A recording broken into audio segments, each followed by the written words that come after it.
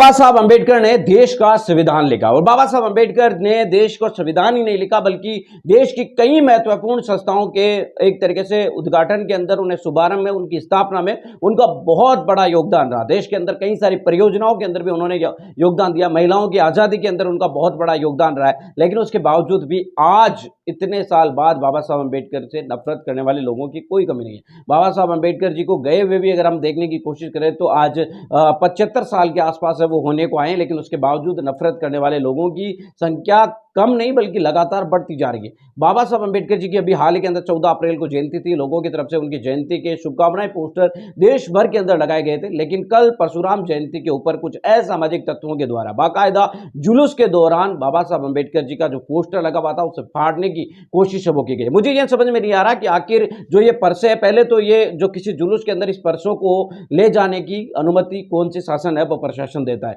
कौन सा व्यक्ति हथियारों के साथ है वो जुलूस निकालने के लिए देता है? कानून के अंदर ये साफ लिखा हुआ है कि कहीं पर भी एक तरीके से हथियारों के साथ शक्ति प्रदर्शन नहीं किया जा सकता, लेकिन उसके बावजूद उन्हें परमिशन दी जाती है और परमिशन दे भी दी जाती है तो आप अपना शांतिपूर्ण अपने प्रदर्शन कीजिए। आपको किसी और की भावनाओं का आदर करने का अधिकार किसके द्वारा दिया गया है? जो ये आप प्रदर्शन निकाल रहे हैं ये भी बाबा साहब अंबेडकर के संविधान की बदौलत है कि आपको अनुमति दी जा रही है, नहीं तो आज अंग्रेजों के शासनकाल में आपको ये परशुराम जयंती या इनके इस तरीके की जुलूस निकालने की भी अनुमतियां नहीं मिलती थी। तो आज एक तरीके से देखने की कोशिश कर रहे हैं तो इस तरीके की घटना सामने आई है मध्य प्रदेश के भिंड से, और भिंड जिले के थाना गोरमे के अंदर परशुराम सेना के लोगों के द्वारा बाबा साहब अंबेडकर जी के लगे होर्डिंग को फाड़ा जा रहा है। और आपको बता दें कि आसानी से फाड़ा जा रहा है, वहां पर गाड़ी को, टेम्पो को खड़ा करके रोक कर आपको बता दें कि फाड़ा जा रहा है। और भीम आर्मी आजाद समाज पार्टी के जिलाध्यक्ष की तरफ से यह आरोप लगाया गया है कि यह सब कुछ पुलिस प्रशासन की निगरानी और संरक्षण के अंदर हो रहा है। हालांकि आपको बता दें कि अभी तक इस मामले के अंदर पुलिस की तरफ से कोई प्रतिक्रिया सामने नहीं आई है।